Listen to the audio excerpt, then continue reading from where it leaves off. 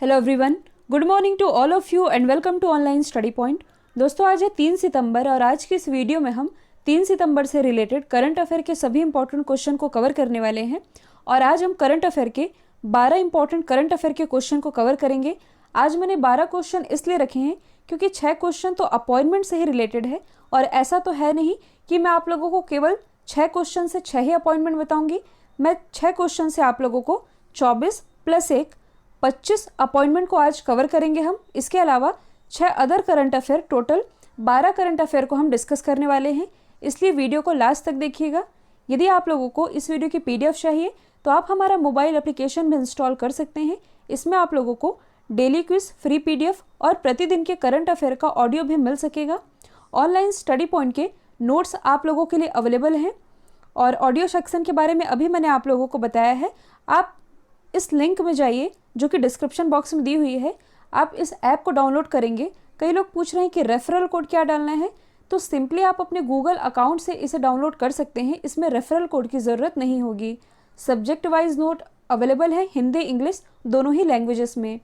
अभी तक यदि आप लोगों ने चैनल को सब्सक्राइब नहीं किया है तो सब्सक्राइब कर लीजिए। बेल आइकन दबाना बिल्कुल मत भूलिएगा ताकि आप लोगों को हमारे सभी वीडियो के नोटिफिकेशन सबसे पहले मिल सके।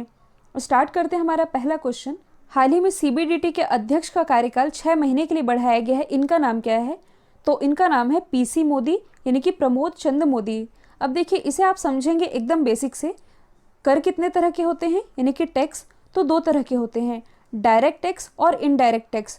तो भारत में डायरेक्ट टैक्स के लिए जो बॉडी है इसका नाम है सीबीडीटी, यानी कि central board of direct tax. जबकि इनडायरेक्ट टैक्स यानी कि अप्रत्यक्ष कर के लिए जो बॉडी है इसका नाम है central board of indirect tax and custom. यहाँ पर यदि हम बात करें सीबीडीटी की, तो इसके जो अध्यक्ष हैं पीसी मोदी, इनका कार्यकाल 6 महीने के लिए बढ़ा दिया गया है। जबकि जो central board of indirect tax और कस्टम है, इसके अध्यक्ष अभी हाल ही में बनाए गए हैं। इनका नाम है एम अजीत कुमार। अब देखिए, यदि हम बात करें प्रत्यक्ष कर की यानी कि डायरेक्ट टैक्स की, तो इसके कुछ एग्जाम्पल हैं, जैसे कि इनकम टैक्स यानी कि आयकर और भू राजस्व कर। इनडायरेक्ट टैक्स के एग्जाम्पल हैं सेल्स टैक्स, सर्विस टैक्स और एक्साइज टैक्स यानी कि उत्पाद कर। कई बार एग्जाम में पूछा जाता है कि जो जीएसटी है ये किस तरह का कर है, तो ये है एक अप्रत्यक्ष कर यानी कि इनडायरेक्ट टैक्स। तो सीबीडीटी के अध्यक्ष ये हैं पीसी मोदी। अब यहाँ पास कार्यकाल बढ़ाने की बात की ही जा रही है, तो हाल ही में अजय कुमार त्यागी का भी कार्यकाल 18 महीने के लिए बढ़ाया गया है। और ये कौन है? तो ये हैं सेबी के चेयरमैन। सेबी यानी कि security and exchange board of India. के वेणुगोपाल का भी कार्यकाल बढ़ाया गया है। ये है भारत के अटॉर्नी जनरल। इनका कार्यकाल अगले 1 साल के लिए बढ़ाया गया है। जबकि जो तुषार मेहता हैं, ये है भारत के सॉलिसिटर जनरल। इनका कार्यकाल अगले 3 साल के लिए बढ़ा दिया गया है। तो ये सभी आप याद रखेंगे। नेक्स्ट है, हाल ही में प्रेस ट्रस्ट ऑफ इंडिया के नए अध्यक्ष कौन बने हैं, यानी कि पीटीआई के नए अध्यक्ष। तो ये भी हाल ही में बन गए हैं अवीक सरकार। और अवीक सरकार, इन्होंने स्थान लिया है विजय कुमार चोपड़ा का। यदि हम बात करें प्रेस ट्रस्ट ऑफ इंडिया की, तो ये भारत की सबसे बड़ी समाचार एजेंसी है। इसकी स्थापना हुई थी 27 अगस्त 1947 में। हेडक्वार्टर स्थित है नई दिल्ली में और इसी के नए अध्यक्ष बन गए हैं अवीक सरकार। यदि हम बाकी के 2 ऑप्शन को डिस्कस करें, तो हाल ही में जो राजीव कुमार है ये हमारे नए चुनाव आयुक्त बनाए गए हैं। ध्यान देने वाली बात यह है कि ये राजीव कुमार दूसरे राजीव कुमार हैं, जबकि जो नीति आयोग के उपाध्यक्ष हैं वे राजीव कुमार दूसरे हैं। यदि हम बात करें प्रदीप कुमार जोशी की, तो ये भी हाल ही में यूपीएससी के नए अध्यक्ष बनाए गए हैं और इन्होंने स्थान लिया है अरविंद सक्सेना का। अभी तक यदि आप लोगों ने ऑनलाइन स्टडी पॉइंट के लास्ट 6 मंथ करंट अफेयर की पीडीएफ को परचेस नहीं किया है तो इसे आप परचेस कर सकते हैं। इसमें आप लोगों को जनवरी 2020 से लेकर के जून 2020 तक के मोस्ट इंपॉर्टेंट 800+ क्वेश्चन मिल जाएंगे with detailing with extra fact. आप लोगों के फीडबैक भी काफ़ी अच्छे आ रहे हैं। ये आपके आने वाली किसी भी एग्जाम के पॉइंट ऑफ व्यू से मोस्ट इंपॉर्टेंट पीडीएफ है, तो इसे आप परचेस कर सकते हैं। अगला क्वेश्चन है, हाल ही में हिंदुस्तान शिपयार्ड लिमिटेड के नए सीएमडी कौन बने हैं? तो ये भी हाल ही में बन गए हैं हेमंत खत्री। और हेमंत खत्री, इन्होंने स्थान लिया है एलवी शरद बाबू का। यदि हम बात करें हिंदुस्तान शिपयार्ड लिमिटेड की, तो इसकी स्थापना हुई थी 22 जून 1941 में। हेडक्वार्टर स्थित है आंध्र प्रदेश के विशाखापट्टनम में। विशाखापट्टनम से रिलेटेड आप लोगों को 2 फैक्ट याद रखने हैं। पहला तो ये, मैंने आप लोगों को बताया था मिलन एक्सरसाइज के बारे में। तो जो मिलन 2020 एक्सरसाइज थी, जो कि एक नेवल एक्सरसाइज है जिसमें कि कई देश पार्टिसिपेट करने वाले थे, ये विशाखापट्टनम में ही आयोजित की जाने वाली थी, लेकिन कोरोना के कारण ये अब पोस्टपोन कर दी गई है। साथ ही विशाखापट्टनम रेलवे स्टेशन में भारत का पहला फन जोन भी स्थापित किया गया है, तो ये आप याद रखेंगे। यदि हम बाकी के 2 ऑप्शन को डिस्कस करें तो हाल ही में शोमा मंडल है जो ये बनाई गई हैं सेल की सीएमडी, और सेल की ये पहली महिला सीएमडी बनाई गई हैं। सेल यानी कि steel authority of India limited. यदि हम बात करें राकेश अस्थाना की, तो ये भी हाल ही में बीएसएफ यानी कि बॉर्डर सिक्योरिटी फोर्स के महानिदेशक बनाए गए हैं। नेक्स्ट है, हाल ही में the big thoughts of little love किताब ये किसके द्वारा लिखी गई है? तो ये भी हाल ही में लिखी गई है करण जौहर के द्वारा।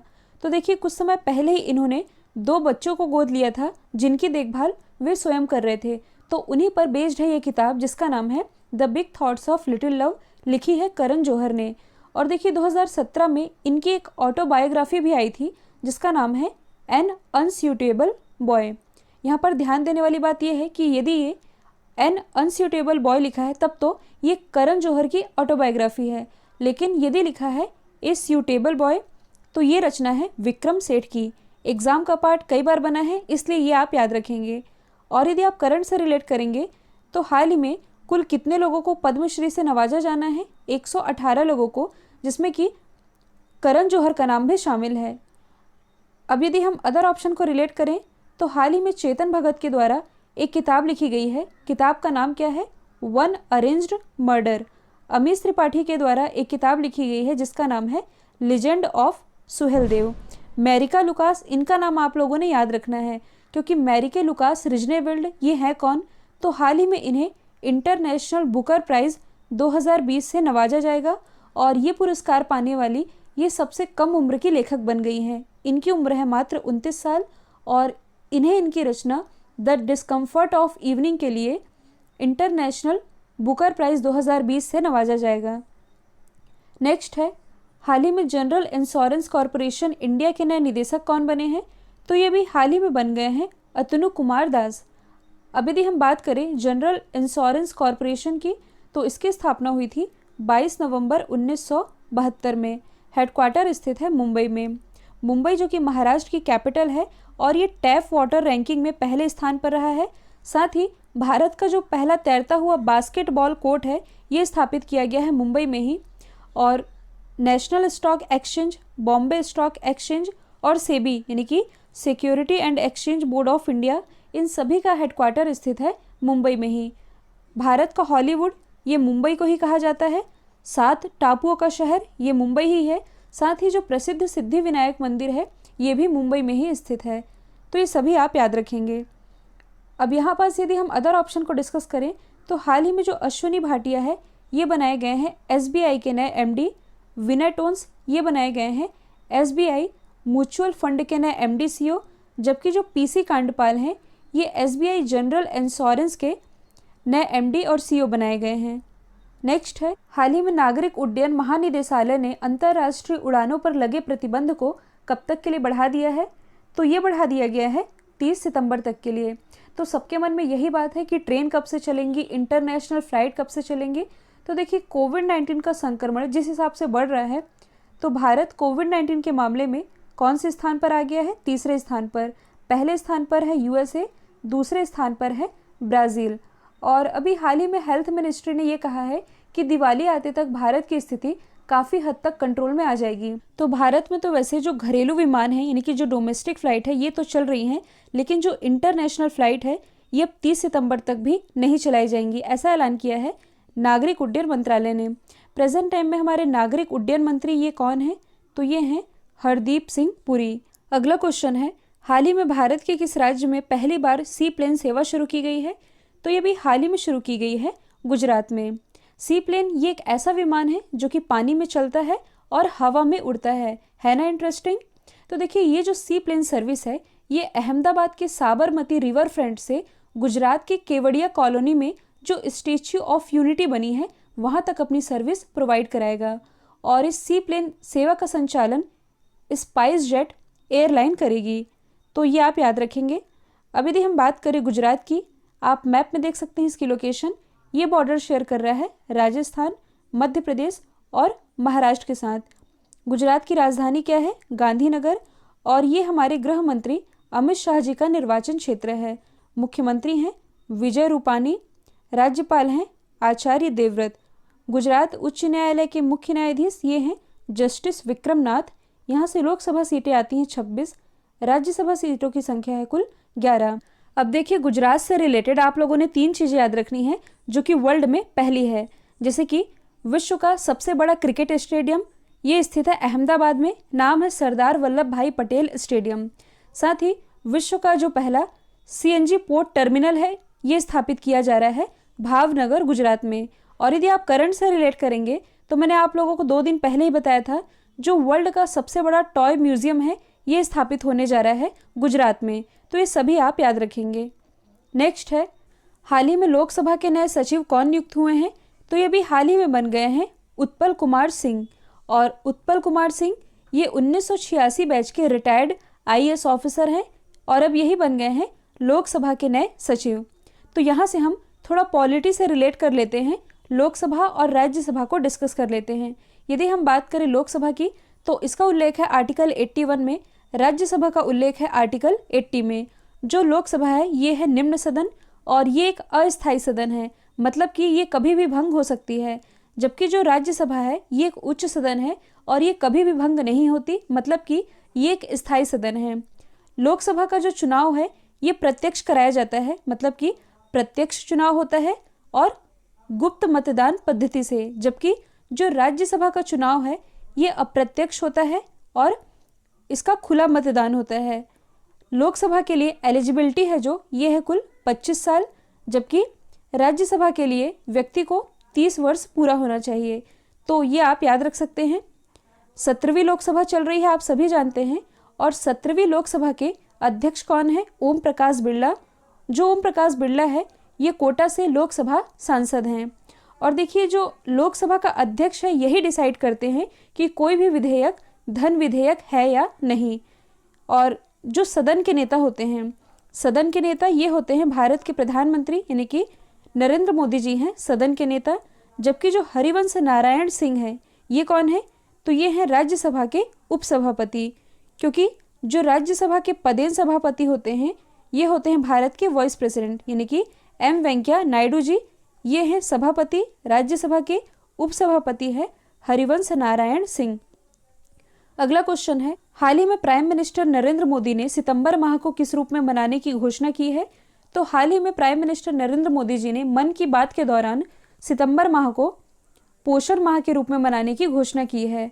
और इस दौरान MyGov पोर्टल के द्वारा फूड एंड न्यूट्रिशन क्विज और मेमे प्रतियोगिता आयोजित की जाएंगी। और ये जो पूरा महीना है देश में सभी को पोषण के महत्व के बारे में शिक्षित और अवेयर करने के लिए मनाया जाएगा। तो ये आप याद रखेंगे। और ये जो पोषण माह है ये 2018 में भी मनाया गया था, यानी कि सितंबर 2018 में और सितंबर 2019 में। और अब ये मनाया जा रहा है सितंबर 2020 में। यहाँ पर आप अदर ऑप्शन को भी रिलेट कर सकते हैं, जैसे कि हाल ही में जो RBI है यानी कि रिजर्व बैंक ऑफ इंडिया, इसने वित्तीय साक्षरता सप्ताह मनाया था। कब से कब तक?